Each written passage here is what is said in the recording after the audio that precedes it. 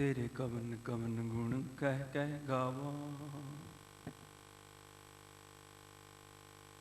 तू साहिब गुणी निधाना, तुमरी महिमा वर्ण ना साकूं। तू ठाकुर ऊच भगवन, तुमरी शरण तुम्हारी आसा। तुम ही सजन सुहेले, राखो राखनहार दयाला। नानक करके गोले, राखो राखनहार दयाला। नानक करके गोले। परम सत्कारयोग जुगो जुग अटल गुरगद्दी ते सुभाईमान सर्ब सांझी वालता दे रहबर। नाम के जहाज हल्द पलत दे रखियक, लोक प्रलोक दे सहायक हाजर नाजर। धन धन साहिब श्री गुरु ग्रंथ साहिब जी महाराज। पातशाह जी दे पावन चरना अंदर सुशोभित होए बैठे गुरु सवारे सतसंगी जनों, विड़भागे हो अमृतमयी बाणी दा रस पिना कीर्तन गुरमुख प्यारियां पासों आप सरवण कर रहे से। श्रोमणी गुरुद्वारा प्रबंधक कमेटी वालों स्थापित धर्म प्रचार कमेटी, जिन्हां दा काम है धर्म दा प्रचार दुनिया के कोने कोने तक करना। और ये सारे कार्य जिथे श्रोमणी गुरुद्वारा प्रबंधक कमेटी के जथेदार प्रधान सरदार अवतार सिंह जी उन्हां दी देख रेख विच चल रहे हैं। उत्थे उन्हां दी देख रेख विच जिहड़ी धर्म प्रचार कमेटी चल रही है, उन्हां दे कार्य भी शलाघायोग ने। पर आम संगतां नूं इस गल दा बहुता पता नहीं है। इसे विषय नाल संबंधित अते धर्म प्रचार किवें होवे, प्रचारक धर्म प्रचार कमेटी ते इलाके दियां सिंह सभावां सोसाइटियां जथेबंदियां इन्हां दा तालमेल किस तरह होवे, इस संबंधी विचारा आरंभ करन तो पहला बड़े ही प्यार अदब सहित रस भरनी आवाज विच फतेह बुलाओ जी। वाहिगुरू जी का खालसा, वाहिगुरू जी की फतेह। अज का जिहड़ा जमाना है वो एडवरटाइजमेंट का जमाना है। हर प्रोडक्ट के लिए उसकी एडवरटाइजमेंट बहुत जरूरी है, कह लो प्रचार बहुत जरूरी है। और ये गल अज तो नहीं, सदियां तो कोई भी चीज इस कायनात में आई उसका प्रचार जरूर किया गया। तो जो असीं सिख धर्म की गल करिए, गुरु नानक पातशाह जी तुरों परमेश्वर के घरों सच लैके आए। पहलों बाबे पाया बख्शदार, पिछों दे फिर घाल कमाई। मालक के दर तो बख्शिश पहला लैके आए, सच दी, ज्ञान दी। हुण गुरु नानक पातशाह जी दे कोल सच ते है, वो घर लैके बह जांदे। परमेश्वर जी के दरबार चों सच लैके आए, घरे बैठे रहंदे नहीं। इस गल का गुरु नानक साहब जी नूं भी पता है कि मैं प्रचार करांगा ते सच पहुंचेगा, नहीं तो नहीं पहुंचेगा। प्रचार करना पैना है। अज असीं इहनूं इंग्लिश दे विच एडवरटाइजमेंट कह दिंदे आ, लफ्ज़ ते प्रचार ही है ना, अर्थ ते दा प्रचार ही है। सच गुरु नानक पातशाह के जीवन विच है, पर वो घरे नहीं लैके बैठे। उन्हें प्रचार किया, एक उदासी, दूजी उदासी, उदासियां कीतियां, यात्रावां कीतियां, देशां विदेशां दे विच गए। जदों प्रचार किया सच दा ते घर घर सच पहुंचया। ਇਹਦਾ ਮਤਲਬ ਪ੍ਰਚਾਰ ਉਸ ਜ਼ਮਾਨੇ ਵਿੱਚ ਵੀ ਲੋੜ ਸੀ। ਇਹੀ ਕਾਰਨ ਗੁਰੂ ਨਾਨਕ ਪਾਤਸ਼ਾਹ ਦੇਸ਼ਾਂ ਵਿਦੇਸ਼ਾਂ 'ਚ ਗਏ। ਔਰ ਨਿਰਾ ਗਏ ਨਹੀਂ, ਜਿੱਥੇ ਵੀ ਸੱਚ ਦਾ ਪ੍ਰਚਾਰ ਕੀਤਾ, ਸੱਚ ਦਾ ਬੀਜ ਬੀਜਿਆ, ਸੱਚ ਦਾ ਪੌਦਾ ਲਗਾਇਆ, ਮਤਾਂ ਉਹ ਪੌਦਾ ਸੁੱਕ ਜਾਏ, ਉੱਥੇ ਇੱਕ ਮਾਲੀ ਵੀ ਛੱਡ ਆਏ, ਇੱਕ ਪ੍ਰਚਾਰਕ ਪੱਕਾ ਹੀ ਥਾਪ ਆਏ। ਜਿੱਥੇ ਵੀ ਗਏ ਇਲਾਕੇ ਦੇ ਵਿੱਚੋਂ ਹੀ ਇੱਕ ਪ੍ਰਚਾਰਕ ਵੀ ਥਾਪ ਦਿੱਤਾ। ਇੱਕ ਮਾਲੀ ਚਾਹੀਦਾ ਜਿਹੜਾ ਸਿੱਖੀ ਦੇ ਪੌਦੇ ਦੀ ਸੰਭਾਲ ਕਰ ਸਕੇ। ਜਿਸ ਦਿਨ ਤੋਂ ਗੁਰੂ ਨਾਨਕ ਸਾਹਿਬ ਜੀ ਦਾ ਧਰਮ ਹੋਇਆ ਆਰੰਭ, ਪ੍ਰਚਾਰਕ ਵੀ ਉਸੇ ਦਿਨ ਤੋਂ ਨਾਲ ਹੀ ਜੁੜ ਗਿਆ। ਜਿੱਥੇ ਵੀ ਸੱਚ ਦਾ ਬੀਜ ਬੀਜਿਆ, ਸਿੱਖੀ ਦਾ ਪੌਦਾ ਲਾਇਆ, ਪ੍ਰਚਾਰਕ ਨਾਲ ਉੱਥੇ ਪ੍ਰਬੰਧ ਕਰਕੇ ਪ੍ਰਚਾਰ ਲਈ ਛੱਡ ਕੇ ਆਏ। ਇਹਦਾ ਮਤਲਬ ਪ੍ਰਚਾਰ ਬਹੁਤ ਜ਼ਰੂਰੀ ਹੈ। ਨਹੀਂ ਤੇ ਗੁਰੂ ਨਾਨਕ ਪਾਤਸ਼ਾਹ ਵੀ ਸੱਚ ਲੈ ਕੇ ਘਰੇ ਬੈਠੇ ਰਹਿੰਦੇ। ਉਹਨਾਂ ਪ੍ਰਚਾਰ ਕੀਤਾ ਦੇਸ਼ਾਂ ਵਿਦੇਸ਼ਾਂ 'ਚ। ਤੇ ਗੁਰੂ ਨਾਨਕ ਪਾਤਸ਼ਾਹ ਦੇ ਪ੍ਰਚਾਰ ਦੇ ਵਿੱਚ ਇੱਕ ਖੂਬੀ ਸੀ ਬਹੁਤ ਕਮਾਲ ਦੀ, ਜਿਹੜੀ ਅੱਜ ਸਾਡੇ ਪ੍ਰਚਾਰਕ ਤਬਕੇ 'ਚ ਬਹੁਤ ਘੱਟ ਹੈ। ਕਦੀ ਇਕਬਾਲ ਨੇ ਇੱਕ ਸ਼ੇਰ ਲਿਖਿਆ ਸੀ, ਬਹੁਤ ਦੇਖੇ हैं मैंने मशरक़ और मगरब के मैखाने, यहाँ साकी नहीं मिलता वहाँ बेजौक है साका। ਉਹਦਾ ਮਤਲਬ ਕੀ ਸੀ? ਇੱਕ ਪਾਸੇ ਮੈਖਾਨਾ ਹੈ, ਸ਼ਰਾਬ ਸ਼ੁੱਧ ਹੈ, ਪਰ ਜਿਹੜਾ ਪਿਲਾਣ ਵਾਲੇ ਦਾ ਢੰਗ ਹੈ ਉਹ ਐਡਾ ਘਟੀਆ, ਬੇਹੱਦ ਘਟੀਆ ਹੈ ਕਿ ਜਿੰਨੇ ਉਸ ਚੀਜ਼ ਨੂੰ ਲੈਣਾ ਉਹ ਵੀ ਲੈਣ ਨੂੰ ਤਿਆਰ ਨਹੀਂ। ਦੂਜੇ ਪਾਸੇ ਇੱਕ ਉਹ ਹੈ ਜਿਨ੍ਹਾਂ ਦੇ ਕੋਲ ਬਿਲਕੁਲ ਪਾਣੀ ਹੈ, ਪਰ ਉਹਨਾਂ ਦੀ ਪੇਸ਼ਕਾਰੀ ਐਸੀ ਬਾਕਮਾਲ ਹੈ, ਜਿਹਨੇ ਨਹੀਂ ਵੀ ਪੀਣੀ ਉਹ ਵੀ ਪੀ ਰਹੀ ਹੈ। ਹਾਲਾਂ ਉਹਨਾਂ ਇੱਥੇ ਗੱਲ ਜ਼ਰੂਰ ਨਸ਼ੇ ਦੀ ਕੀਤੀ ਇਕਬਾਲ ਨੇ, ਪਰ ਉਹਦਾ ਇਸ਼ਾਰਾ ਧਰਮਾਂ ਵੱਲ ਸੀ ਕਿ ਪੂਰਬ ਧਰਮ ਦੇ ਵਿੱਚ ਧਰਮ ਦੀ ਖੁਮਾਰੀ ਬਹੁਤ ਹੈ, ਪਰ ਪੇਸ਼ ਕਰਨ ਵਾਲਾ ਜਿਹੜਾ ਸਾਕੀ ਹੈ ਨਾ, ਉਹਦਾ ਲਹਿਜ਼ਾ ਬੜਾ ਘਟੀਆ ਹੈ, ਉਹਦੀ ਪੇਸ਼ਕਾਰੀ ਵਧੀਆ ਨਹੀਂ ਹੈ, ਇਸ ਕਰਕੇ ਕੋਈ ਲੈਣ ਨੂੰ ਤਿਆਰ ਨਹੀਂ ਹੈ। ਦੂਸਰੇ ਪਾਸੇ ਪੱਛਮ ਦੇ ਦੇਸ਼ ਜਿਨ੍ਹਾਂ ਵਿੱਚ ਧਰਮ 'ਚ ਖੁਮਾਰੀ ਨਜ਼ਰ ਨਹੀਂ ਆਉਂਦੀ, ਪਰ ਜਿਹੜੇ ਸਾਕੀ ਪੇਸ਼ ਕਰਨ ਵਾਲੇ ਪ੍ਰਚਾਰਕ ਨੇ, ਉਹਨਾਂ ਦਾ ਲਹਿਜ਼ਾ ਇੰਨੇ ਕਮਾਲ ਦਾ ਹੈ, ਜਿਹਨੇ ਨਹੀਂ ਵੀ ਧਰਮ ਧਾਰਨ ਕਰਨਾ ਉਹ ਵੀ ਕਰ ਰਹੇ ਹੈ।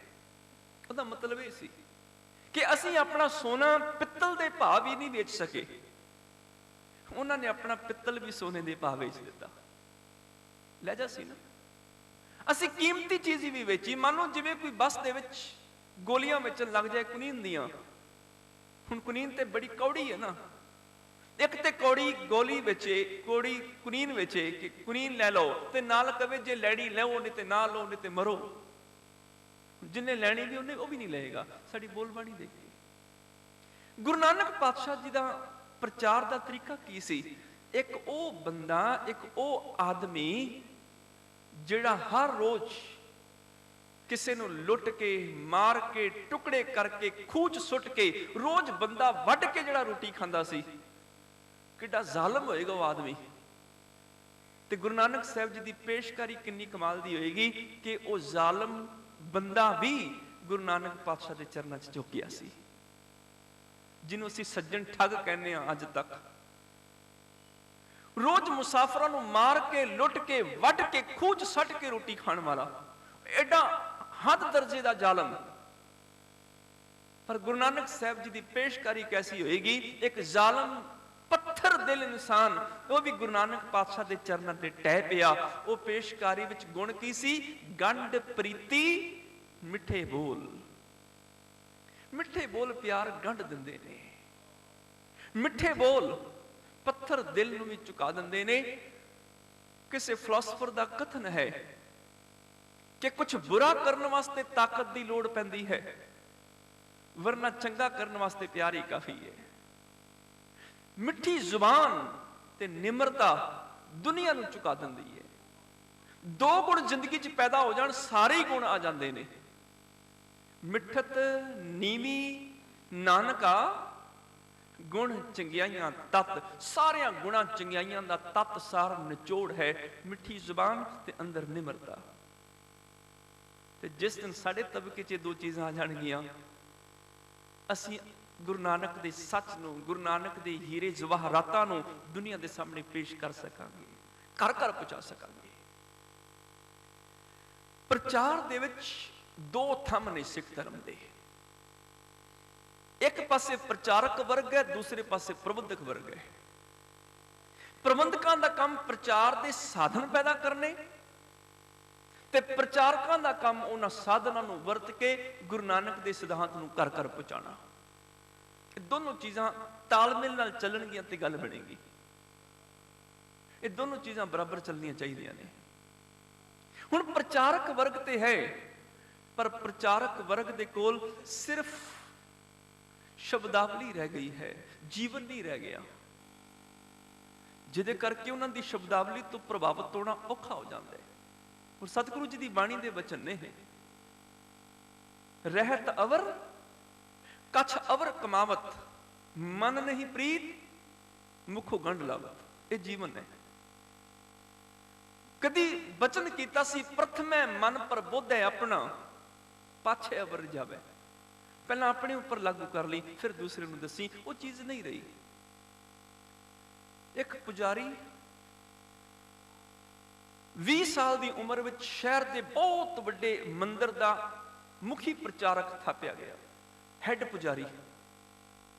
50 ਸਾਲ ਉਹਨੇ ਮੰਦਿਰ ਦੇ ਵਿੱਚ ਸੇਵਾ ਕੀਤੀ, 70 ਸਾਲ ਉਹਦੀ ਉਮਰ ਹੋ ਗਈ। 70 ਸਾਲ ਦੀ ਉਮਰ ਤੱਕ ਉਹ ਮੰਦਿਰ ਵਿੱਚ ਰੋਜ਼ ਪੂਜਾ ਕਰਦਾ ਹੈ, ਰੋਜ਼ ਪ੍ਰਾਰਥਨਾ, ਰੋਜ਼ ਭੋਗ ਲਵਾਉਂਦਾ ਹੈ ਮੂਰਤੀਆਂ ਨੂੰ। ਉਹਦੇ ਮਨ ਵਿੱਚ ਇੱਕ ਦਿਨ ਆਇਆ, ਮਨਾ ਮੈਂ ਤੇ ਰੋਜ਼ ਭਗਵਾਨ ਦੇ ਅੱਗੇ ਪਟਾਵਾਂ ਚੜਾਉਣਾ ਵਾ, ਪਰ ਮੈਂ ਕਦੀ ਭਗਵਾਨ ਦੇ ਦਰਸ਼ਨ ਨਹੀਂ ਕੀਤੇ, ਕਦੀ ਭੋਗ ਨਹੀਂ ਲਵਾਇਆ। ਕਿਉਂ ਨਾ ਅੱਜ ਮੈਂ ਭਗਵਾਨ ਦੇ ਦਰਸ਼ਨ ਕਰਾਂ, ਭਗਵਾਨ ਨੂੰ ਭੋਗ ਲਵਾਵਾਂ। ਇਹਨੇ ਕੀ ਕੀਤਾ, ਆਪਣੇ ਹੱਥੀਂ ਭੋਜਨ ਤਿਆਰ ਕੀਤਾ, ਥਾਲ ਵਿੱਚ ਭੋਜਨ ਸਜਾਇਆ, ਸਜਾ ਕੇ ਮੂਰਤੀ ਦੇ ਸਾਹਮਣੇ ਰੱਖ ਦਿੱਤਾ। ਇੱਕ ਬੇਨਤੀ ਕੀਤੀ, ਹੈ ਭਗਵਾਨ ਆਪਣੇ ਹੱਥੀਂ ਭੋਜਨ ਬਣਾ ਕੇ ਲਿਆਇਆ, ਛਕੋ। ਹੁਣ ਭਗਵਾਨ ਕਿਵੇਂ ਬੋਲੇ? ਮੂਰਤੀ ਦੇ ਸਾਹਮਣੇ ਭੋਜਨ ਰੱਖਿਆ ਹੋਇਆ, ਪੁਕਾਰ ਕਰ ਰਿਹਾ, ਹੈ ਭਗਵਾਨ 70 ਸਾਲ ਦੀ ਉਮਰ ਹੋ ਗਈ, 50 ਸਾਲ ਤੋਂ ਤੁਹਾਡੀ ਪੂਜਾ ਕਰਦਾ ਆ ਰਿਹਾ, ਸਿਰਫ ਜ਼ਬਾਨੀ ਕਲਾਮੀ ਪੂਜਾ ਕਰਦਾ ਸੀ, ਮਨ ਨਹੀਂ ਪ੍ਰੀਤ ਮੁਖੋਂ ਗੰਢ ਲਾਵਤ। ਇਹ ਸੀ ਮੇਰੀ ਹਾਲਤ, ਮੁਖੋਂ ਗੰਢਾ ਲਾਂਦਾ ਸਾਂ, ਪਰ ਅੱਜ ਮੈਂ ਦਿਲੋਂ ਆਇਆ ਕਿ ਅੱਜ ਭਗਵਾਨ ਨੂੰ ਭੋਗ ਲਵਾਣਾ ਹੈ। ਜਿਉਂ ਪ੍ਰਾਰਥਨਾ ਕਰਨ ਲੱਗਿਆ, ਸਵੇਰ ਤੋਂ ਦੁਪਹਿਰ ਹੋ ਗਈ, ਦੁਪਹਿਰ ਤੋਂ ਸ਼ਾਮ ਹੋ ਗਈ, ਭਗਵਾਨ ਨਹੀਂ ਆਇਆ। ਭੋਜਨ ਖਰਾਬ ਹੋ ਗਿਆ। ਹੁਣ ਇਹਨੇ ਜਿੱਦ ਫੜ ਲਈ, ਹੇ ਭਗਵਾਨ ਐਡਾ ਪੁਰਾਣਾ ਪੁਜਾਰੀ ਜੇ ਮੇਰੀ ਗੱਲ ਨਹੀਂ ਮੰਨੇਗਾ ਤੇ ਹੋਰ ਕਿਹਦੀ ਮੰਨੇਗਾ? ਹੁਣ ਕੱਲਾ ਪਾਣੀ ਬਚਿਆ, ਇਸ ਜਲ ਨੂੰ ਭੋਗ ਲਾ ਲਓ। ਹੁਣ ਮੈਂ ਵੀ ਕਸਮ ਖਾਨਾ, ਮੈਂ ਵੀ ਪ੍ਰਣ ਕਰਦਾ ਕਿ ਉਹਨਾਂ ਚਿਰ ਮੂੰਹ ਨੂੰ ਪਾਣੀ ਨਹੀਂ ਲਾਵਾਂਗਾ ਜਿੰਨਾ ਚਿਰ ਤੁਸੀਂ ਜਲ ਨੂੰ ਗ੍ਰਹਿਣ ਨਹੀਂ ਕਰਦੇ। ਜਿਉਂ ਸ਼ਾਮ ਤੋਂ ਲੈ ਕੇ ਸਵੇਰ ਤੱਕ ਪ੍ਰਾਰਥਨਾ ਕਰਦਾ ਰਿਹਾ, ਸਵੇਰ ਹੋ ਗਈ, ਭਗਵਾਨ ਨਹੀਂ ਆਇਆ। ਭੁੱਖ ਵੀ ਲੱਗ ਗਈ, ਪਿਆਸ ਵਿੱਚ ਵੀ ਤੜਪਣ ਲੱਗ ਗਿਆ, ਹਾਰ ਕੇ ਬੈਠ ਗਿਆ ਮੂਰਤੀ ਦੇ ਸਾਹਮਣੇ, ਆਖਦਾ ਭਗਵਾਨ ਹੁਣ ਜਿੰਨਾ ਚਿਰ ਤੂੰ ਨਹੀਂ ਆ ਦਰਸ਼ਨ ਦਿੰਦਾ, ਉਹਨਾਂ ਚਿਰ ਮੈਂ ਵੀ ਪਾਣੀ ਮੂੰਹ ਨਹੀਂ ਲਾਵਾਂਗਾ। ਦੂਸਰਾ ਦਿਨ ਵੀ ਗੁਜ਼ਰ ਗਿਆ, ਭਗਵਾਨ ਨਹੀਂ ਆਇਆ। ਤੜਫਣ ਲੱਗ ਪਿਆ ਭੁੱਖ ਪਿਆਸ ਦੇ ਵਿੱਚ। ਤੀਜਾ ਦਿਨ ਵੀ ਗੁਜ਼ਰ ਗਿਆ, ਭਗਵਾਨ ਨਹੀਂ ਆਇਆ। ਚੌਥਾ ਦਿਨ ਆ ਗਿਆ। ਚੌਥੇ ਦਿਨ ਫਿਰ ਸਵੇਰ ਤੋਂ ਸ਼ਾਮ ਤੱਕ ਬੈਠਾ ਰਿਹਾ, ਪੁਕਾਰ ਕਰਦਾ ਰਿਹਾ, ਭਗਵਾਨ ਦਰਸ਼ਨ ਦਿਓ। ਚੌਥੀ ਸ਼ਾਮ ਹੋਈ, ਅੱਖ ਰਹਿ ਨਹੀਂ ਹੋਇਆ, ਇਹਨੇ ਤਾਨੇ ਦੇਣੇ ਸ਼ੁਰੂ ਕਰ ਦਿੱਤੇ। ਕਾਹਦਾ ਭਗਵਾਨ? ਸੁਣਿਆ ਸੀ ਤੂੰ ਬੜਾ ਦਿਆਲੂ ਹੈ, ਤੇਰੇ ਚ ਦਇਆ ਨਾਂ ਦੀ ਚੀਜ਼ ਹੀ ਕੋਈ ਨਹੀਂ ਹੈ। ਸੁਣਿਆ ਸੀ ਤੂੰ ਕਰੁਣਾ ਨਿਧ ਹੈ, ਤੇਰੇ ਚ ਤਰਸ ਨਾਂ ਦੀ ਕੋਈ ਚੀਜ਼ ਨਹੀਂ, ਬੜਾ ਨਿਰਦਈ ਹੈ, ਬੜਾ ਬੇਤਰਸਾ ਹੈ। ਮੈਂ ਕਿਵੇਂ ਤੈਨੂੰ ਦਿਆਲੂ ਭਗਵਾਨ ਮੰਨਾਂ? ਤੂੰ ਕੋਈ ਦਿਆਲੂ ਨਹੀਂ ਹੈ। 4 ਦਿਨ ਹੋ ਗਏ ਮੈਨੂੰ ਭੁੱਖੇ ਪਿਆਸੇ ਬੈਠੇ ਨੂੰ, ਤੂੰ ਭਗਵਾਨ ਦਰਸ਼ਨ ਨਹੀਂ ਦਿੱਤੇ। ਅਜੇ ਤਾਨੇ ਦੇ ਰਿਹਾ ਹੈ। ਇੱਕ ਆਵਾਜ਼ ਆਈ, ਇਹ ਪੁਜਾਰੀ 4 ਦਿਨ ਨਹੀਂ ਹੋਏ ਨੇ ਨਾ, ਤੂੰ 4 ਮਹੀਨੇ ਬੈਠ, ਭੁੱਖਾ ਪਿਆਸਾ 4 ਸਾਲ ਬੈਠ, 4 ਯੁੱਗ ਬੈਠ, ਮੈਂ ਤਾਂ ਵੀ ਤੈਨੂੰ ਦਰਸ਼ਨ ਨਹੀਂ ਦੇਣੇ। ਮੈਨੂੰ ਤੇਰੇ ਤੇ ਕੋਈ ਤਰਸ ਨਹੀਂ, ਕੋਈ ਦਇਆ ਨਹੀਂ। ਪੁਜਾਰੀ ਬੜਾ ਹੈਰਾਨ ਹੋਇਆ, ਕਹਿਣ ਲੱਗਾ ਭਗਵਾਨ ਭਲਾ ਐਡਾ ਵੀ ਕਿਹੜਾ ਮੈਥੋਂ ਪਾਪ ਹੋ ਗਿਆ, ਐਡੀ ਵੀ ਕਿਹੜੀ ਗਲਤੀ, ਕਿਹੜਾ ਗੁਨਾਹ ਹੋ ਗਿਆ ਕਿ 4 ਯੁੱਗ ਵੀ ਬੈਠਾ ਰਵਾਂ ਤੇ ਦਰਸ਼ਨ ਨਹੀਂ ਦਿਓਗੇ, ਮੇਰੇ ਤੇ ਤਰਸ ਨਹੀਂ ਖਾਓਗੇ? ਫਿਰ ਆਵਾਜ਼ ਆਈ, ਉਹ ਪੁਜਾਰੀ ਮੈਂ ਕਿਵੇਂ ਤੇਰੇ ਤੇ ਤਰਸ ਖਾਵਾਂ? ਤੂੰ ਕਦੀ ਮੇਰੇ ਤੇ ਤਰਸ ਖਾਧਾ? ਪੁਜਾਰੀ ਬੜਾ ਹੈਰਾਨ ਹੋਇਆ, कहने लगा ऐसा केड़ा दिन मैं तरस नहीं खादा। फिर आवाज आई, याद कर शहर का सब तो बड़ा मंदिर, बड़े मान नाल पौड़ियां चढ़ के आउंदा मंदिर दे विच, उन्हां पौड़ियां दे आले दुआले कुछ भुखे लोग बैठे हुंदे ने।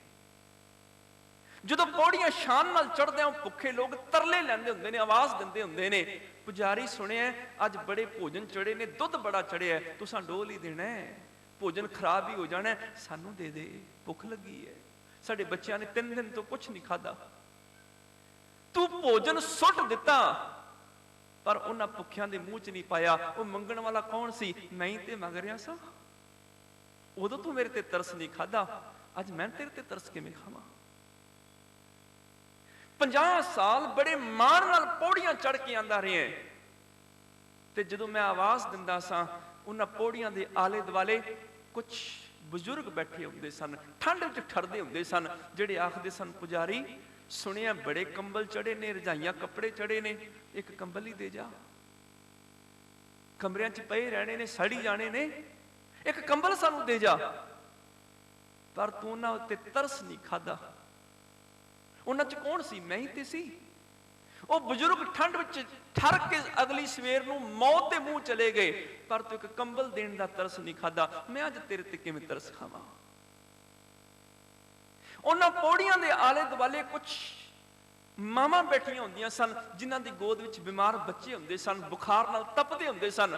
ਉਹ ਮਾਵਾਂ ਤਰਲੇ ਲੈਂਦੀਆਂ ਸਨ, ਪੁਜਾਰੀ ਸੁਣਿਆ ਲੱਖਾਂ ਰੁਪਏ ਚੜਾਵਾ ਚੜਿਆ, 10 ਰੁਪਏ ਦੇ ਜਾ, ਦਵਾਈ ਲੈ ਲਾਂਗੇ ਬੱਚੇ ਦੀ। ਉਹ ਬੱਚੇ ਦਵਾਈ ਖੋਣੋਂ ਤੜਪ ਕੇ ਦਮ ਤੋੜ ਗਏ, ਪਰ ਤੇਰੇ ਕੋਲੋਂ 10 ਰੁਪਏ ਨਹੀਂ ਜੁੜੇ। ਉਹਨਾਂ ਬੱਚਿਆਂ ਵਿੱਚੋਂ ਕੌਣ ਆਵਾਜ਼ ਦੇ ਰਿਹਾ ਸੀ? ਮੈਂ ਹੀ ਤੇ ਕਹਿ ਰਿਹਾ ਸੀ। ਉਦੋਂ ਮੇਰੇ ਤੇ ਤਰਸ ਨਹੀਂ ਖਾਦਾ, ਅੱਜ ਮੈਂ ਤੇਰੇ ਤੇ ਤਰਸ ਕਿਵੇਂ ਖਾਵਾਂ? ਪ੍ਰਚਾਰਕ ਵਰਗ ਭਗਵਾਨ ਦੀ ਤੇ ਪੂਜਾ ਕਰ ਰਿਹਾ ਹੈ, ਭਗਵਾਨ ਦਾ ਤੇ ਨਾਮ ਫੈਲਾ ਰਿਹਾ ਹੈ, ਪਰ ਭਗਵਾਨ ਦੇਖ ਨਹੀਂ ਰਿਹਾ, ਜਿਹੜਾ ਸਾਰੀ ਦੁਨੀਆ 'ਚ ਫੈਲਾ ਹੋਇਆ। ਜਿਹੜਾ ਦੁਨੀਆ 'ਚ ਫੈਲੇ ਰੱਬ ਨੂੰ ਨਹੀਂ ਦੇਖ ਸਕਦਾ, ਉਹਨੂੰ ਰੱਬ ਕਿਸੇ ਵੀ ਧਰਮ ਸਥਾਨ ਤੋਂ ਨਹੀਂ ਮਿਲ ਸਕਦਾ।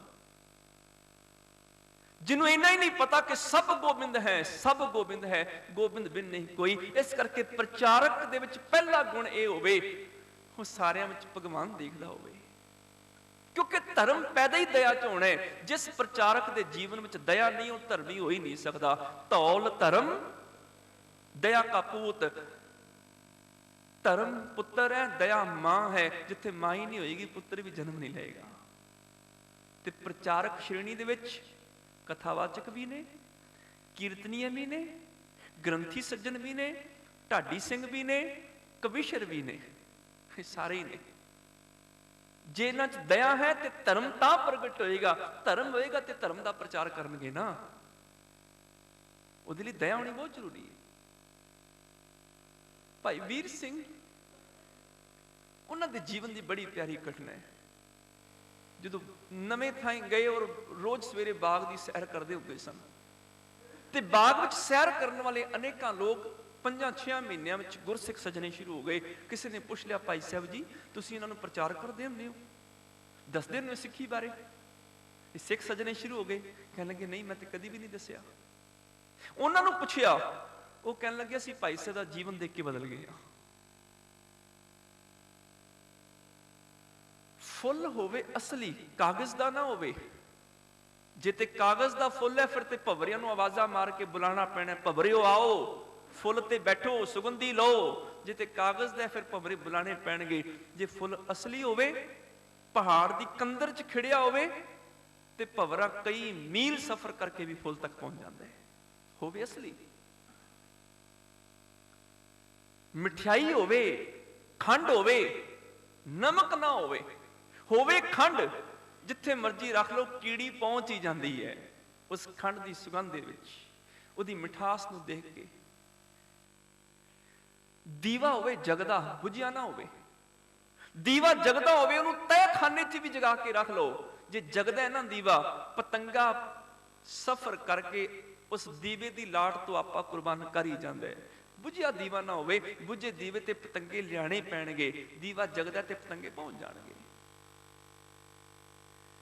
ਪ੍ਰਚਾਰਕ ਦਾ ਜੀਵਨ ਖਿੜੇ ਹੋਏ ਫੁੱਲ ਦੀ ਤਰ੍ਹਾਂ ਹੋਵੇ, ਉਹਨੂੰ ਆਵਾਜ਼ ਨਹੀਂ ਦੇਣੀ ਪੈਂਦੀ, ਉਹਦੇ ਜੀਵਨ ਦੀ ਸੁਗੰਧੀ ਦੁਨੀਆ ਤੱਕ ਪਹੁੰਚ ਜਾਂਦੀ ਹੈ।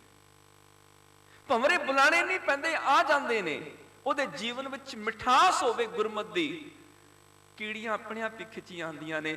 ਜੈਸੇ ਤੂੰ ਮਿਠਾਈ ਰਾਖੀਐ ਛਪਾਏ ਜਤਨ ਕੈ, ਚੀਟੀ ਚਲ ਜਾਹੇ ਚੀਨ ਤਾਹੇ ਲਪਟਾਤ ਹੈ। ਹੋਵੇ ਮਿਠਾਈ ਕੀੜੀ ਪਹੁੰਚ ਹੀ ਜਾਏਗੀ। ਦੀਪਕ ਜਗਾਏ ਜੈਸੇ ਰਾਖੀਐ ਦੁਰਾਏ ਗ੍ਰਹਿ, ਪ੍ਰਗਟ ਪਤੰਗ ਤਾਵੇਂ ਸਹਿਜ ਸਮਾਤ ਹੈ। ਦੀਵਾ ਜਗਦਾ ਹੋਵੇ ਬੁਝਿਆ ਨਾ ਹੋਵੇ। ਜੇ ਦੀਵਾ ਜਗਦਾ ਹੈ ਤੇ ਪਤੰਗੇ ਪਹੁੰਚ ਹੀ ਜਾਣਗੇ। ਜੈਸੇ ਤੂੰ ਬਿਮਲ ਜਲ ਕਮਲ ਇਕਾਂਤ ਬਸੈ, ਮਧੁਕਰ ਮਧੂ ਅਚਵਨ ਤਹਿ ਜਾਤ ਹੈ। ਹੋਵੇ ਅਸਲੀ ਖਿੜਿਆ ਹੋਇਆ ਫੁੱਲ, ਭਾਵੇਂ ਪਹਾੜਾਂ ਦੀ ਨੁਕਰੇ ਕਿਉਂ ਨਾ ਲੱਗਿਆ ਹੋਵੇ, ਆਖਰ ਭੰਵਰੇ ਉਸ ਫੁੱਲ ਤੱਕ ਪਹੁੰਚ ਹੀ ਜਾਂਦੇ ਨੇ, ਉਹਦਾ ਰਸ ਮਾਣ ਹੀ ਲੈਂਦੇ ਨੇ। ਜੈਸੇ ਤੂੰ ਬਿਮਲ ਜਲ ਕਮਲ ਇਕਾਂਤ ਬਸੈ, ਮਧੁਕਰ ਮਧੂ ਅਚਵਨ ਤਹਿ ਜਾਤ ਹੈ। ਤੈਸੇ ਗੁਰਸਿੱਖ ਜੈ ਘਟ ਪ੍ਰਗਟਤ ਪ੍ਰੇਮ, ਸਗਲ ਸੰਸਾਰ ਤਹਿ ਦਵਾਰ ਬਿਲਾਤ ਹੈ। ਜਿਸ ਸਿੱਖ ਦੇ ਜੀਵਨ ਵਿੱਚ ਸਿੱਖੀ ਦਾ ਪ੍ਰੇਮ ਪ੍ਰਗਟ ਹੋ ਜਾਏ, ਉਹ ਜਿੱਥੋਂ ਲੰਘ ਜਾਂਦਾ ਹੈ ਉੱਥੇ ਗੁਰਮਤਿ ਦਾ ਪ੍ਰਚਾਰ ਹੋ ਜਾਂਦਾ ਹੈ, ਉਹਦਾ ਜੀਵਨ ਹੀ ਪ੍ਰਚਾਰ ਕਰ ਦਿੰਦਾ ਹੈ। ਗੁਰਸਿੱਖ ਹੋਵੇ ਫੁੱਲ ਦੀ ਤਰ੍ਹਾਂ ਖਿੜਿਆ, ਅਸਲੀ ਫੁੱਲ, ਉਹਦੀ ਸੁਗੰਧੀ ਦੂਰ ਤੱਕ ਫੈਲ ਜਾਂਦੀ ਹੈ। ਗੁਰਸਿੱਖ ਮਿਠਾਸ ਨਾਲ ਭਰਿਆ ਹੋਵੇ, ਉਹਦੀ ਮਿਠਾਸ ਫੈਲ ਜਾਂਦੀ ਹੈ। ਗੁਰਸਿੱਖ ਜਗਦਾ ਦੀਵਾ ਹੋਵੇ, ਉਹਦੀ ਗੁਰਮਤਿ ਦੀ ਰੋਸ਼ਨੀ ਦੁਨੀਆ ਤੱਕ ਫੈਲ ਜਾਂਦੀ ਹੈ। ਹੋਵੇ ਜਗਦਾ ਬੁਝਿਆ ਨਾ ਹੋਵੇ।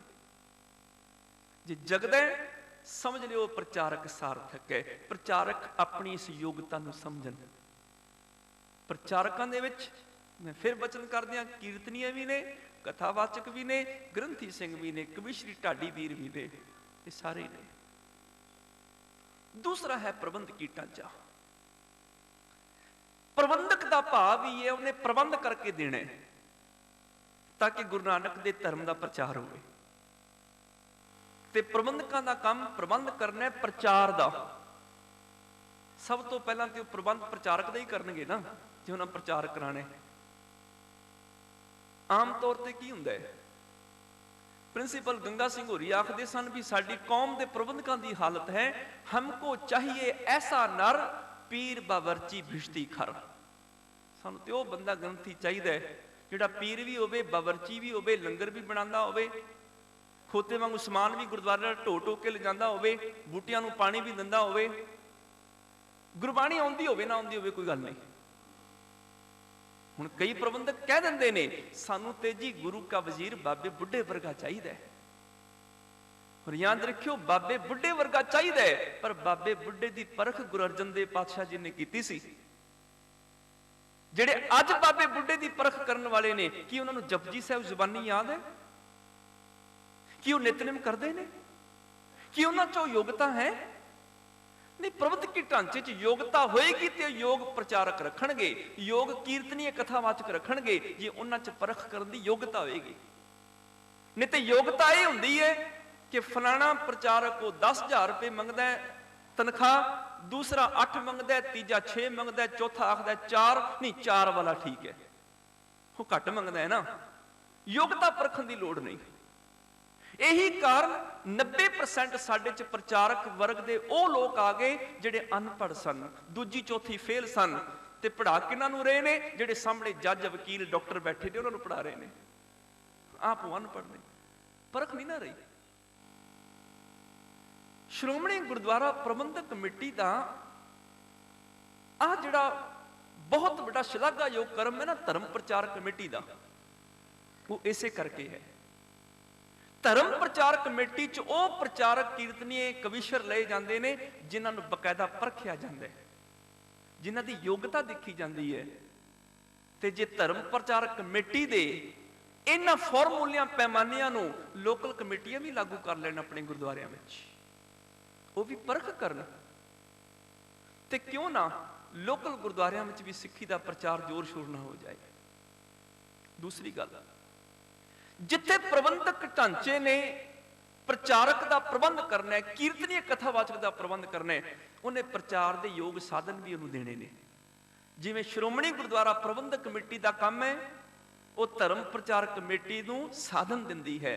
ਧਰਮ ਪ੍ਰਚਾਰ ਕਮੇਟੀ ਦੇ ਪ੍ਰਬੰਧਕਾਂ ਦਾ ਕੰਮ ਹੈ, ਉਹ ਪ੍ਰਚਾਰਕਾਂ ਨੂੰ ਸਾਧਨ ਦਿੰਦੇ ਨੇ ਕਿ ਸਾਧਨ ਅਸੀਂ ਦਿੰਨੇ ਆ, ਪ੍ਰਚਾਰ ਤੁਸੀਂ ਕਰੋ। ਤੇ ਆ ਬੈਠੇ ਨੇ ਮੇਰੇ ਵੀਰ ਗਿਆਨੀ ਸਰਬਜੀਤ ਸਿੰਘ ਜੀ, ਇਹ ਦੱਸਦੇ ਨੇ, ਆਖਦੇ ਨੇ ਕਿ ਪ੍ਰਧਾਨ ਜੀ ਹੋਰੀ ਤੇ ਧਰਮ ਪ੍ਰਚਾਰ ਕਮੇਟੀ ਦੇ ਅਹੁਦੇਦਾਰ ਪੂਰਾ ਸਾਥ ਦੇ ਰਹੇ ਨੇ। ਔਰ ਇੱਥੋਂ ਤੱਕ ਉਹਨਾਂ ਕਿਹਾ ਕਿ ਤੁਸੀਂ ਸਮਾਗਮ ਰਚੋ, ਸਹਿਯੋਗ ਅਸੀਂ ਦੇਵਾਂਗੇ, ਸਾਧਨ ਅਸੀਂ ਦੇਵਾਂਗੇ। ਆ ਜਿਹੜਾ ਐਡਾ ਵੱਡਾ ਉਪਰਾਲਾ ਹੈ, ਇਸੇ ਸਦਕਾ ਹੈ। ਔਰ ਫਾਸਟਵੇ ਦੇ ਰਾਹੀਂ ਇਹ ਗੱਲ ਪੂਰੇ ਪੰਜਾਬ ਤੇ ਪੰਜਾਬ ਤੋਂ ਬਾਹਰ ਤੱਕ ਜਾ ਰਹੀ ਹੈ। ਤੇ ਮੈਂ ਗੱਲ ਜ਼ਰੂਰ ਕਰ ਦਿਆਂ ਕਿ ਧਰਮ ਪ੍ਰਚਾਰ ਕਮੇਟੀ ਜਿਹੜੀ ਹੈ ਉਹ ਤੁਹਾਡੇ ਤੋਂ, ਤੁਹਾਡੇ ਗੁਰਦੁਆਰਿਆਂ 'ਚ ਪ੍ਰਚਾਰ ਕਰਨ ਵਾਸਤੇ ਮਾਇਆ ਨਹੀਂ ਮੰਗ ਰਹੀ, ਤੁਹਾਡਾ ਸਹਿਯੋਗ ਮੰਗ ਰਹੀ ਹੈ, ਸਿਰਫ ਸਹਿਯੋਗ। ਜੇ ਤੁਸੀਂ ਸਹਿਯੋਗ ਦਿਓ ਤੇ ਸ਼੍ਰੋਮਣੀ ਗੁਰਦੁਆਰਾ ਕਮੇਟੀ ਦੇ ਬਜਟ ਦੇ ਵਿੱਚ ਜਿਹੜੀ ਮਾਇਆ ਧਰਮ ਪ੍ਰਚਾਰ ਦੇ ਲਈ ਕੱਢੀ ਜਾਂਦੀ ਹੈ, ਉਸ ਪ੍ਰਚਾਰ ਦੇ ਨਾਲੇ ਪ੍ਰਚਾਰਕ ਵੀਰ ਪ੍ਰਚਾਰ ਕਰਦੇ ਨੇ, ਉਹਨਾਂ ਨੂੰ ਤੁਹਾਡਾ ਸਹਿਯੋਗ ਚਾਹੀਦਾ ਹੈ। ਇਲਾਕੇ ਦੀਆਂ ਲੋਕਲ ਕਮੇਟੀਆਂ ਉਹ ਕੀ ਕਰਨ, ਸਿਰਫ ਇੱਕ ਲੈਟਰ ਲਿਖ ਕੇ ਦੇਣ ਧਰਮ ਪ੍ਰਚਾਰ ਕਮੇਟੀ ਨੂੰ ਕਿ ਸਾਡੇ ਗੁਰਦੁਆਰੇ ਦੇ ਵਿੱਚ ਹਫਤਾ ਆ ਕੇ ਪ੍ਰਚਾਰ ਕਰੋ, ਸਾਡੇ ਗੁਰਦੁਆਰੇ ਵਿੱਚ 3 ਦਿਨ ਆ ਕੇ ਪ੍ਰਚਾਰ ਕਰੋ, ਸਾਡੇ ਗੁਰਦੁਆਰੇ ਵਿੱਚ 10 ਦਿਨ ਸਮਾਗਮ ਰੱਖੋ। ਧਰਮ ਪ੍ਰਚਾਰ ਕਮੇਟੀ ਕੀ ਕਰੇਗੀ, ਉਸ ਲੈਟਰ ਨੂੰ ਪੜ੍ਹ ਕੇ ਵਧੀਆ ਕੀਰਤਨੀਏ, ਵਧੀਆ ਚੋਟੀ ਦੇ ਪ੍ਰਚਾਰਕ, ਮੇਰੇ ਵੀਰ ਸਰਬਜੀਤ ਸਿੰਘ ਵਰਗੇ, ਉਹ ਭੇਜੇਗੀ, ਜਿੱਥੇ ਸਵੇਰੇ ਸ਼ਾਮ ਕਥਾ ਕੀਰਤਨ ਤੇ ਹੋਏਗਾ ਹੀ, ਇਹ ਵੀਰ ਕਲਾਸਾਂ ਵੀ ਲਾਉਂਦੇ ਨੇ, ਬੱਚਿਆਂ ਨੂੰ ਵੀ ਸਿਖਾਉਂਦੇ ਨੇ ਔਰ ਅੰਮ੍ਰਿਤ ਸੰਚਾਰ ਵੀ ਕਰਦੇ ਨੇ। ਜੇ ਐਡਾ ਵੱਡਾ ਉਪਰਾਲਾ ਸ਼੍ਰੋਮਣੀ ਕਮੇਟੀ ਕਰ ਰਹੀ ਹੈ, ਐਡਾ ਵੱਡਾ ਉਪਰਾਲਾ ਧਰਮ ਪ੍ਰਚਾਰ ਕਮੇਟੀ ਕਰ ਰਹੀ ਹੈ, ਕਿ ਸਾਡੀਆਂ ਪੰਜਾਬ ਦੀਆਂ ਗੁਰਦੁਆਰੇ ਦੀਆਂ ਪ੍ਰਬੰਧਕ ਕਮੇਟੀਆਂ ਇਹਦਾ ਲਾਭ ਨਹੀਂ ਲੈ ਸਕਦੀਆਂ? ਲੈ ਸਕਦੀਆਂ ਨੇ। ਸਿਰਫ ਅਸੀਂ ਇੰਨੇ ਆਲਸੀ ਹਾਂ ਕਿ ਇੱਕ ਲੈਟਰ ਵੀ ਲਿਖ ਕੇ ਦੇਣ ਨੂੰ ਤਿਆਰ ਨਹੀਂ ਹਾਂ। ਅਸੀਂ ਕੰਮ ਤੇ ਬਸ ਇੰਨਾ ਕੋਈ ਕਰਦਾ। ਹਰ ਪਿੰਡ, ਹਰ ਸ਼ਹਿਰ, ਹਰ ਮੁਹੱਲੇ ਦੀ ਗੁਰਦੁਆਰੇ ਦੀ ਪ੍ਰਬੰਧਕ ਕਮੇਟੀ ਜੇਕਰ ਇੱਕ ਲੈਟਰ ਲਿਖ ਕੇ ਧਰਮ ਪ੍ਰਚਾਰ ਕਮੇਟੀ ਨੂੰ ਦੇਣਾ ਸ਼ੁਰੂ ਕਰ ਦੇ, ਕਿਉਂਕਿ ਇਹ ਪ੍ਰੋਸੀਜਰ ਹੈ ਦਫ਼ਤਰ ਦਾ, ਇਹਦੇ ਚੋਂ ਗੁਜ਼ਰਨਾ ਹੀ ਪੈਣਾ, ਜ਼ਬਾਨੀ ਕਲਾਮੀ ਨਹੀਂ। ਪਤਾ ਹੋਵੇ ਕਿ ਹਾਂ ਇਸ ਗੁਰਦੁਆਰੇ ਵਿੱਚ ਸੱਚਮੁੱਚ ਪ੍ਰਬੰਧਕ ਚਾਹੁੰਦੇ ਨੇ ਕਿ ਸਾਡੇ ਗੁਰਦੁਆਰੇ ਪ੍ਰਚਾਰ ਹੋਵੇ, ਉਹ ਲਿਖ ਕੇ ਦੇਣ ਤੇ ਧਰਮ ਪ੍ਰਚਾਰ ਕਮੇਟੀ ਵੱਲੋਂ ਜਥੇ ਪਹੁੰਚ ਕੇ ਉੱਥੇ ਪ੍ਰਚਾਰ ਕਰਨ। ਇਹ ਬੜਾ ਵੱਡਾ ਯੋਗ ਉਪਰਾਲਾ ਹੋ ਰਿਹਾ ਹੈ। ਇੱਥੇ ਇਲਾਕੇ ਦੀਆਂ ਸੁਸਾਇਟੀਆਂ ਸਭਾਵਾਂ ਨੂੰ ਬੁਲਾਉਣ ਦਾ ਮੰਤਵ ਹੀ ਇਹ ਹੈ ਕਿ ਤੁਸੀਂ ਆਪਣੇ ਫਰਜ਼ ਸਮਝੋ ਸਿੱਖੀ ਦੇ ਪ੍ਰਤੀ, ਗੁਰਦੁਆਰਿਆਂ ਦੇ ਪ੍ਰਤੀ। ਜੇ ਤੁਹਾਡੇ ਕੋਲ ਯੋਗ ਪ੍ਰਚਾਰਕ ਨਹੀਂ ਤੇ ਤੁਸੀਂ ਧਰਮ ਪ੍ਰਚਾਰ ਕਮੇਟੀ ਤੋਂ ਬੁਲਾ ਲਓ, ਉਹਨਾਂ ਤੋਂ ਬੁਲਾ ਕੇ ਗੁਰਦੁਆਰਿਆਂ ਦੇ ਵਿੱਚ ਤੁਸੀਂ ਆਪਣਾ ਪ੍ਰਬੰਧ ਕਰੋ। ਇਹਨਾਂ ਕੋ ਧਰਮ ਪ੍ਰਚਾਰ ਕਮੇਟੀ ਦਾ ਕਹਿਣਾ ਹੈ, ਇੰਨਾ ਕੁ ਸਹਿਯੋਗ ਹੈ ਕਿ ਤੁਸੀਂ ਇੱਕ ਲੈਟਰ ਲਿਖ ਕੇ ਦੇ ਦਿਓ। ਪ੍ਰਚਾਰਕ ਜਥੇ, ਕੀਰਤਨੀ ਜਥੇ ਉਹ ਆਪ ਭੇਜਣਗੇ। ਪ੍ਰਬੰਧਕੀ ਢਾਂਚੇ ਦੇ ਵਿੱਚ ਹੋਰ ਕੀ ਚਾਹੀਦਾ ਹੈ? ਪ੍ਰਬੰਧਕੀ ਢਾਂਚੇ ਦੇ ਵਿੱਚ ਸਭ ਤੋਂ ਵੱਡੀ ਚੀਜ਼ ਸਿੱਖੀ ਦਾ ਪ੍ਰਚਾਰ। ਮੈਂ ਕਈ ਵਾਰੀ ਹੈਰਾਨ ਹੁੰਨਾ, ਕੌਮ ਜਿਸ ਪਾਸੇ ਤੁਰਦੀ ਹੈ ਨਾ, ਇੱਕ ਬੰਦਾ ਤੁਰਦਾ ਪੂਰੀ ਕੌਮ ਚੱਲ ਪੈਂਦੀ ਹੈ। ਇੱਕ ਨੇ ਝੰਡੀਆਂ ਲਗਾਈਆਂ, ਸਾਰੀ ਕੌਮ ਹੀ ਝੰਡੀਆਂ ਲਗਾਉਣ ਤੇ ਤੁਰ ਪੈਂਦੀ ਹੈ। ਇੱਕ ਨੇ ਛੋਲੇ ਵਰਤਾਏ, ਸਾਰੀ ਕੌਮ ਹੀ ਛੋਲਿਆਂ ਦਾ ਲੰਗਰ ਲਾ ਕੇ ਬਹਿ ਜਾਂਦੀ ਹੈ। ਇੱਕ ਨੇ ਮਾਰਚ ਕੱਢਿਆ, ਪੂਰੀ ਕੌਮ ਸੜਕਾਂ ਤੇ ਤੁਰ ਪੈਂਦੀ ਹੈ। ਇੱਕ ਨੇ ਛਬੀਲ ਲਾਈ, ਪੂਰੀ ਕੌਮ ਛਬੀਲ ਲਾਈ ਜਾਂਦੀ ਹੈ। ਇੱਕ ਨੇ ਪੂੜੀਆਂ ਕੀ ਵਰਤਾ ਦਿੱਤੀਆਂ, ਪੂਰੀ ਕੌਮ ਪੂੜੀਆਂ ਵਾਲੇ ਪਾਸੇ ਤੁਰ ਪੈਂਦੀ ਹੈ। ਸਰਵੇ ਕੀਤਾ ਸੀ ਦਿੱਲੀ ਦੇ ਵੀਰਾਂ ਨੇ ਸ਼ਹੀਦੀ ਗੁਰਪੁਰਬ ਗੁਰੂ ਅਰਜਨ ਦੇਵ ਪਾਤਸ਼ਾਹ ਜੀ ਦੇ ਪੁਰਬ ਤੇ। ਉਹਨਾਂ ਜਦੋਂ ਦਿੱਲੀ ਦਾ ਸਰਵੇ ਕੀਤਾ ਤੇ 38 ਲੱਖ ਰੁਪਏ ਦਾ ਛਬੀਲਾਂ ਦਾ ਪਾਣੀ ਕੇਵਲ ਗੁਰਦੁਆਰਿਆਂ ਦੇ ਵਿੱਚ, ਕੇਵਲ ਦਿੱਲੀ ਦੇ ਵਿੱਚ 38 ਲੱਖ ਰੁਪਏ। ਤੇ ਜਿਨ੍ਹਾਂ ਨੇ ਜਲ ਛਕਿਆ, ਛਬੀਲਾਂ ਛਕੀਆਂ, 2 ਆਦਮੀ ਆਪਸ ਚ ਗੱਲਾਂ ਕਰ ਰਹੇ ਸਨ, ਨਾਲੇ ਛਬੀਲ ਪੀ ਰਹੇ ਸਨ, ਨਾਲੇ ਇੱਕ ਦੂਜੇ ਨੂੰ ਮਖੌਲ ਕਰ ਰਹੇ ਸਨ, ਹੱਸ ਰਹੇ ਸਨ। लगता है आज सिखों के गुरु नानक का जन्मदिन है, बड़े खुश हैं ये लोग। दूजा आखता नहीं नहीं, इनके गुरु गोबिंद सिंह का जन्मदिन है, तभी खुश हैं, तभी छबीलें वरता रहे हैं। छबीलें तो वरता रहे हैं पर दस नहीं रहे हैं क्यों वरता रहे हैं। 38 ਲੱਖ ਦੇ ਵਿੱਚੋਂ 8 ਲੱਖ ਦੀਆਂ ਛਬੀਲਾਂ ਵਰਤਾ ਕੇ 30 ਲੱਖ ਦਾ ਲਿਟਰੇਚਰ ਵੰਡਿਆ ਹੁੰਦਾ ਹਿੰਦੀ ਦੇ ਵਿੱਚ, ਦਿੱਲੀ ਦੇ ਵਿੱਚ। ਉਹ ਚ ਦੱਸਿਆ ਹੁੰਦਾ ਛਬੀਲਾਂ ਤਾਂ ਵਰਤਾ ਰਹੇ ਆ, ਸੰਸਾਰ ਦੀ ਠੰਡ ਨੂੰ ਅੱਜ ਦੇ ਦਿਨ ਤੱਤੀ ਤਵੀ ਤੇ ਰੱਖ ਕੇ ਭੁੰਨਿਆ ਗਿਆ। ਦੁਨੀਆ ਨੇ ਸਾਡੀ ਝੋਲੀ ਅੱਗ ਪਾਈ, ਅਸੀਂ ਫਿਰ ਵੀ ਦੁਨੀਆ ਨੂੰ ਠੰਡ ਵਰਤਾ ਰਹੇ ਹਾਂ, ਕਿਉਂਕਿ ਇਹ ਸਾਡੇ ਗੁਰੂ ਅਰਜਨ ਦੇਵ ਪਾਤਸ਼ਾਹ ਜੀ ਦਾ ਹੁਕਮ ਹੈ, ਕੱਲ ਤਾਤੀ ਠੰਡਾ ਹਰ ਨਾਓ, ਤੁਸੀਂ ਸਾਡੀ ਝੋਲੀ 'ਚ ਅੱਗ ਪਾਈ, ਅਸੀਂ ਤੁਹਾਨੂੰ ਫਿਰ ਛਬੀਲਾਂ ਵਰਤਾ ਰਹੇ ਹਾਂ। ਭਾਵੇਂ ਉਹ ਪੰਚਮ ਪਾਤਸ਼ਾਹ ਦਾ ਜ਼ਮਾਨਾ ਹੋਵੇ, ਭਾਵੇਂ 84 ਦਾ ਜ਼ਮਾਨਾ ਹੋਵੇ, ਦਿੱਲੀ 'ਚ ਲਿਟਰੇਚਰ ਵੰਡਦੇ, ਜਿੱਥੇ ਛਬੀਲਾਂ ਵਰਤਾ ਰਹੇ ਹੋ ਉੱਥੇ ਨਾਲ ਇਤਿਹਾਸ ਦੀਆਂ ਕਿਤਾਬਾਂ ਵੀ ਦੇ ਦਿਓ, ਪੰਜਾਬੀ ਵਿੱਚ, ਹਿੰਦੀ ਵਿੱਚ, ਇੰਗਲਿਸ਼ ਦੇ ਵਿੱਚ। ਉੱਥੇ ਦੱਸੋ ਅਸੀਂ ਇਹ ਪੁਰਬ ਕਿਉਂ ਮਨਾ ਰਹੇ ਹਾਂ, ਤਾਂ ਕਿ ਉਹ ਇਹ ਨਾ ਕਹਿਣ ਗੁਰੂ ਨਾਨਕ ਸਾਹਿਬ ਦਾ ਜਨਮ ਦਿਨ ਮਨਾ ਰਹੇ। ਉਹਨਾਂ ਨੂੰ ਪਤਾ ਹੋਵੇ कि देश कौम धर्म की खातर पंचम गुरुदेव जी ने उबलती देग च उबाले खाधे, तत्ती तवी ते बैठ के सीस ते गर्म रेत पवाई है, असीं तां छबीलां वरता रहे हां, तुसीं साडी झोली अग भी पाओगे, असीं तां भी ठंड ही वरतावांगे। इस तरह कीता हुंदा। असीं हिसाब किताब करदे हां, इन्ना आटा लग गया, इन्नियां दालां लग गईयां, इन्नियां सब्जियां लग गईयां, इन्ना घ्यो लग गया, इन्ना चढ़ावा चढ़ गया, इन्ना खर्चा हो गया, इन्नी बचत हो गई। नहीं, हिसाब किताब करो, मैं कहना नहीं करो। रजिस्टर लगाए ने बड़े बड़े, एक रजिस्टर नाल होर लगा लैण प्रबंधक। गुरपुरब मनाउण तो पहला साडे इलाके विच किन्ने गैर अमृतधारी सिख सन ते किन्नियां ने गुरपुरब मनाउण तो बाद अमृत छक लिया, किन्ने वधे। गुरपुरब मनाउण तो पहला किन्ने नौजवान केस कतल करांदे सन ते गुरपुरब मनाउण तो बाद किन्नियां नौजवानां ने प्रण कीता है कि अज तो बाद असीं केस नहीं कतल करावांगे। गुरपुरब मनाउण तो पहला किन्ने नौजवान सिंह टोपियां रखते सन, कन्नां च मुरकियां पांदे सन। गुरपुरब मनाउण तो पहला बाद किन्ने नौजवानां ने प्रण कर लिया असीं दस्तारां सजाया करांगे। गुरपुरब मनाउण तो पहला किन्ने इलाके दे नौजवान नशे करदे हुंदे सन ते गुरपुरब मनाउण तो पहला बाद किन्ने नौजवानां ने प्रण कीता असीं नशे नहीं करांगे। फिर हिसाब किताब करो, एक रजिस्टर लगाओ, तुहाडी आउटपुट की निकली। तुसीं की लाभ खटिया गुरपुरब मना के? सिर्फ गोलक दा लाभ खटिया जां सिੱਖੀ दा भी खटिया? ये प्रबंधकी ढांचे ने सोचना है। इस करके प्रबंधकां दे कोल जो गोलक विच माया आ रही है, याद रखियो, कई बारी आम तौर ते प्रबंधक सोचते हैं भी अगली आने वाली कमेटी नूं ज्यादा बैलेंस दिखावांगे, तुसीं इन्ना जोड़िया सी इन्ना जोड़ के चले हो। पानी इकट्ठा होया छप्पड़ हो जाता है, इनू वगदा रहन दिओ, साफ रहेगा। ये ना कहो असीं इन्ना जोड़ चले हाँ, ये कहो असीं इन्ने सिख जोड़ चले हाँ गुरुद्वारियां विच, असीं संगत वजा चले हाँ। पहला 4 सज्जण बहिंदे हुंदे सन, हुण 10 सज्जण बहिंदे ने रोज गुरुद्वारे। बैलेंस वधाउण दी बजाय संगत वधा के जाओ गुरुद्वारियां विच, सिख वधा के जाओ। सिख वध जाणगे, ओ गोलक होर आपे ही वधा लैणगे। ओ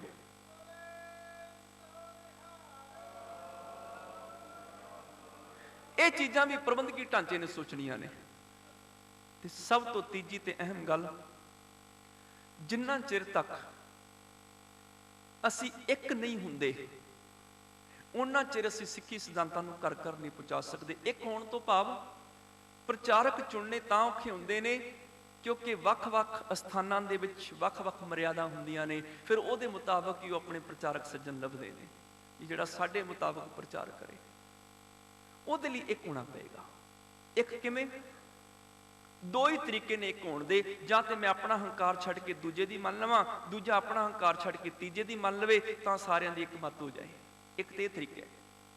पर मैं अपनी मत छड्डण नूं तैयार नहीं, दूसरा अपनी मत छड्डण नूं तैयार नहीं, तीजा अपनी मत छड्डण नूं तैयार नहीं।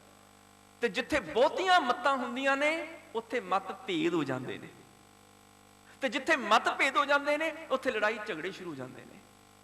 फिर उत्थे अरदास ते भी झगड़ा, अखंड पाठ साहिब की आरंभता ते भी झगड़ा, मध ते भी झगड़ा, भोग ते भी झगड़ा, अमृत संचार ते भी झगड़ा, छोटियां छोटियां गल्लां ते मूल मंत्र ते भी झगड़ा, रहरास साहिब ते भी झगड़ा। फिर ये सारा कुछ हो जाता है। मैं अपनी मत छड्डण नूं तैयार नहीं, दूसरा अपनी छड्डण नूं तैयार नहीं। फिर दूसरा तरीका की है? साडी सिख कौम की सिरमौर संस्था है श्रोमणी गुरुद्वारा प्रबंधक कमेटी। साडा मुख धुरा है श्री अकाल तख्त साहिब। 1936 दे विच सारे सिख कौम दीयां जथेबंदियां ने, सिंह सभावां ने, विद्वानां ने, संत महापुरुषां ने, संत समाज ने, विदेशां विदेशां दे विद्वानां ने, उन्हां सारियां ने मिल के 14 साल लगा के सिख रहत मर्यादा बनाई सी, जिहड़ी श्री अकाल तख्त साहिब तो पंथ प्रमाणित है। ठीक है, कुछ लोग आखते ने खामियां हैं, होणगियां 5% 10% होणगियां, असीं अकाल तख्त साहिब दे उपर अपना मता पेश कर सकते हैं, जिथे सरबत खालसा सोध कर सकता है। पर 90% जे ठीक है, फिर मान लेनी चाहिए ना। 10% के चक्कर च 90 नूं भी कंडेम करिए। साडी गुणां दी सांझ ते होवे, की होवे? मैं अपनी मत छड्ड के पंथ की मत मान लवां, दूजा अपनी मत छड्ड के अकाल तख्त साहिब नूं समर्पित हो जाए, तीजा अपनी मत छड्ड के अकाल तख्त साहिब नूं समर्पित हो जाए। जदों सारे आपो अपनी मत छड्ड के एक अकाल तख्त साहिब नूं समर्पित हो जाणगे, उदों सारियां दी मत एक हो जाएगी। मैं अपनी मत छड़ के गुरु दी मन लवां, दूसरा अपनी मत छड़ के गुरु दी मन ले। जो हर कोई आपो अपनी मत छड़ के गुरु दी मत मन लेगा, उदों सारियां दी एक मत हो जाएगी। एक मार्ग चले भाईड़े, गुर कहे साकार कमाए जियो, त्यागे मन की मतड़ी। विसारे दूजा भाव जियो, इउं पावें हर दरसावड़ा, नह लगे तत्ती वाव जियो। सारी कौम एक हो सकती है जे एक मर्यादा के प्लेटफॉर्म के उत्ते आ जाए। जो इकट्ठे हो जाओगे फिर मिल के सोच विचार कर लियो की करना है की नहीं करना, फिर हो जाएगा। सब तो पहला सानू इकट्ठे होने की लोड़ है, क्योंकि बाहरलियां ताकतां ते तोड़ना ही चाहदियां ने सानू, और तोड़ दे विच काफ़ी हद तक सफल भी हो रही ने। पर असी ना टुटी, असी अकाल तख्त साहिब अपने तुरे नाल जुड़ जाइए। श्रोमणी गुरुद्वारा प्रबंधक कमेटी का काम, जिथे गुरुद्वारियां की संभाल है, उत्थे ओहदा विंग जिहड़ा धर्म प्रचार कमेटी, ओहदा काम धर्म का प्रचार करना है। तो असी धर्म प्रचार कमेटी नूं सहयोग दईए, ताकि एक अकाल तख्त साहिब की रहत मर्यादा भी साडियां गुरुद्वारियां दे विच सिख संगतां विच पहुंच सके, ताकि सारियां दी मत एक हो जाए। बहुत वड्डा श्लाघायोग कारज जिहड़ा है श्रोमणी गुरुद्वारा प्रबंधक कमेटी के प्रधान जथेदार अवतार सिंह जी होरां दी रहनुमाई हेठ ਅਤੇ धर्म प्रचार कमेटी के ਸਕੱਤਰ साहब भी आए बैठे ने, होर अहुदेदार आए हुए ने, उन्हां दे रहनुमाई दे हेठ, उन्हां दे सहयोग के सदका ये धर्म प्रचार कमेटी के कारज चलते हैं। इलाके दियां सभावां संस्थावां नूं बुलाउण दा मुख मकसद ये है, सिर्फ लुधियाना ही नहीं, पूरे पंजाब जां फास्ट वे के चैनल के राही जिथे जिथे भी सिख संगतां ते प्रबंधक सुन रहे हैं, उन्हां नूं हथ जोड़ के दास वल्लों ते धर्म प्रचार कमेटी वल्लों वीर जी ज्ञानी सरबजीत सिंह वालों यही एक बेनती है कि तुसी एक लैटर लिख के धर्म प्रचार कमेटी नूं देनी है कि साडे गुरुद्वारे विच आके प्रचार करो। धर्म प्रचार कमेटी वालों आप जी नूं कीर्तनीय कथावाचक प्रचारक भेजे जाणगे, आप जी सहयोग दिओ। 3 दिन 4 दिन हफ्ता 10 दिन जिन्ना चिर भी आप प्रचार कराना चाहते हो, प्रचार भी होएगा, बच्चों दी क्लासां भी लग जाणगियां, अमृत संचार भी हो जाएगा, ताकि धर्म प्रचार कमेटी का आ जिहड़ा उपराला है ये सारे इलाकों में पहुँच के धर्म प्रचार भी करे, नाल नाल साडी सिक्खी सिद्धांत भी दूर दूर तक फैल जाए। सतगुरु कृपा करन, समूह नूं नाम दी दात, गुरु सिक्खी वाला जीवन देण, बेअंत होईयां भुल्लां खिमा करनियां जी। मिल के फतेह बुलाओ। वाहिगुरू जी का खालसा, वाहिगुरू जी की फतेह।